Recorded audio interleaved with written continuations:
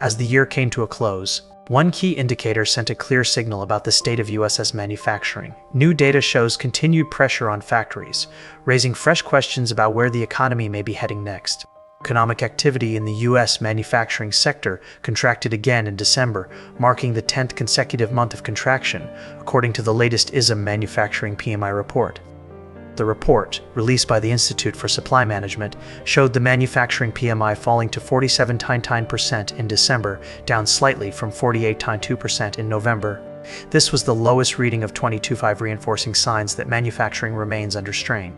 A PA reading below 50 indicates contraction, while a reading above 50 signals expansion.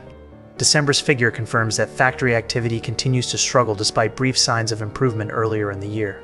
According to ISM officials, the recent contraction follows a short 2-month expansion, which itself came after more than 2 years of persistent contraction. This pattern highlights how uneven and fragile the recovery in manufacturing has been. Industry executives cited several factors weighing on activity. Demand remains soft in many segments, with new orders still under pressure. Businesses continue to manage cautious inventory levels, reflecting uncertainty around future demand and pricing conditions. Inflation and interest rates have also played a role.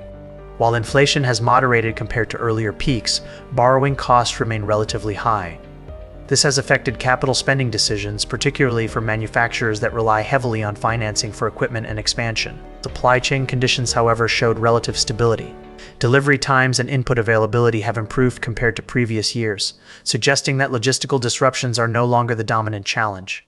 Instead, the focus has shifted toward demand conditions and cost management.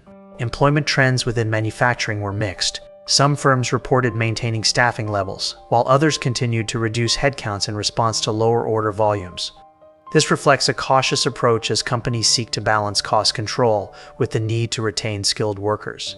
Despite ongoing manufacturing weakness, the broader U.S. economy continues to show resilience. Other sectors, particularly services, have helped support overall economic activity. Consumer spending has remained relatively steady, cushioning the impact of factory sector softness. Economists note that manufacturing often lags broader economic trends. As a more cyclical sector, it tends to feel the effects of tighter financial conditions earlier and recover later than services.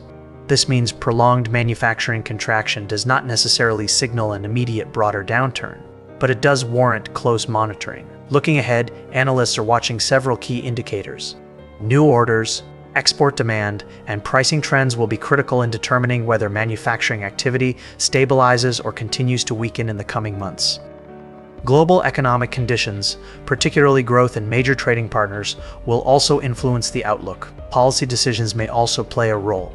With central banks signaling a cautious approach to interest rates, any shift toward easing could eventually support manufacturing through lower financing costs and improved investment sentiment. For now, the latest ISM data suggests that manufacturing remains in a challenging phase, even as other parts of the economy provide support.